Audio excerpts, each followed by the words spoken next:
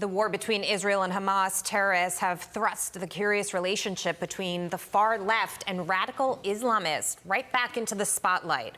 Though their ideology is diametrically opposed, the outbreak of war in Israel has exposed the perverted sense of social justice shared by both. Yeah, weird. For more on this, let's bring in former Black Lives Matter activist and current PragerU personality, Xaviaer DuRousseau. Xavier, good to see you. So listen, break this down for us, because a lot of us are confused by this coalition of the radical left and radical Islam. What's going on here?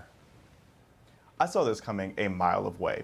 The radical left and Muslim extremists have different ideologies, but they have very similar approaches. First of all, they both bank on media manipulation and people's miseducation of history in order to convince people that they are the victims, when really they are the aggressors. Then they use hatred and anarchy to force people to comply with their beliefs and their way of life. Yet they are clearly just the worst people to be aligned with. You have groups like Black Lives Matter who would love to showcase the same level of destruction here in the US as Hamas is over in Israel. And then you have these radical LGBT groups shouting queers for Palestine as if Hamas wouldn't behead them the second they start singing a Madonna song. These people shout their cries of oppression from a mountain of lies, and quite frankly, it's pathetic.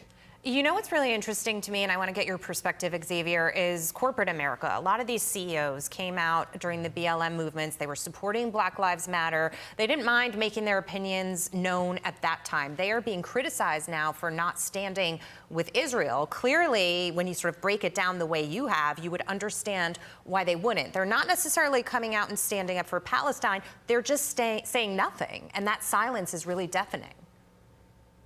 See, it's a little different because during the Black Lives Matter era and George Floyd-a-Palooza, it was very one-sided in the media, where the media was very adamant in pressuring the corporations to be on the side of the woke social justice warriors. With Israel and Palestine, or the Palestinian Authority, there is a lot more of a gray area where they're going to be losing support from either side that they try to support. So they're staying out of this one in order to maximize their profits. There's not as much gain for them as there was when they were supporting Black Lives Matter. The polling would say that most Americans, a vast majority, support Israel in their response to Hamas. But I want to get your take on this. It also seems that both the radical left and radical Islam, they're also bound by a joint hatred for America. I mean, both of them criticize America and think that our country is the root of all evil.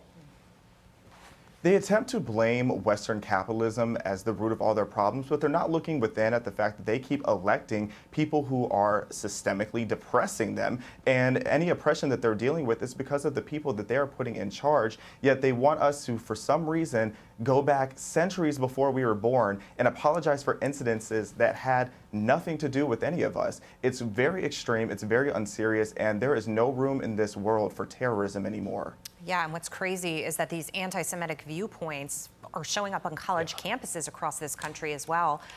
Xavier, we appreciate having you tonight. Thank you.